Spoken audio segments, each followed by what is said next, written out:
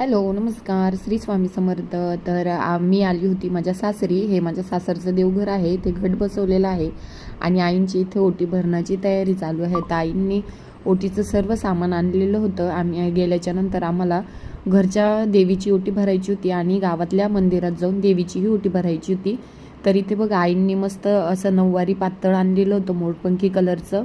तर मला आईंनी सांगितलं की ओटीचं सर्व सामान तुझ्या हाताने एका ताटात व्यवस्थित भरून घे. आता मी ओटीचं सामान सर्व एका ताटात भरून घेणार आहे आणि माझी 2 नंबरची जाव आणि दीर देवीची ओटी भरून घेणार आहे. कारण मी माझ्या घरी आणि नाशिकला कालिका देवीला जाऊन ओटी भरली होती, आता तिचीच राहिली होती. तर आईंनी सांगितलं तू ओटीचं ताट तयार कर.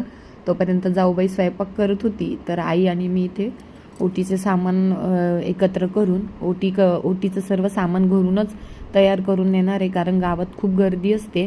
तर मग इथं बघा आता नारळ ठेवून घेतला आहे, खोबऱ्याची वाटी. आईंनी भरपूर असं सामान आणलेलं होतं, कारण आईंना सुवासिनींची सुद्धा ओटी भरायची होती. तर अशा प्रकारे आम्ही ओटीचं सर्व सामान एकत्र करून गावच्या मंदिरात गेलो. तर गावच्या मंदिरात पण खूप अशी गर्दी होती. त्याच्यानंतर आरती झाली. आरती झाल्याच्या नंतर माझ्या 2 नंबरच्या दिराने आणि जाऊबाईंनी देवीची ओटी भरून घेतली. तर हा होता आजचा छोटासा व्लॉग. व्हिडिओ कसा वाटला मला कमेंट करून नक्की सांगा. भेटूया पुढच्या व्हिडिओत. तोपर्यंत श्री स्वामी समर्थ.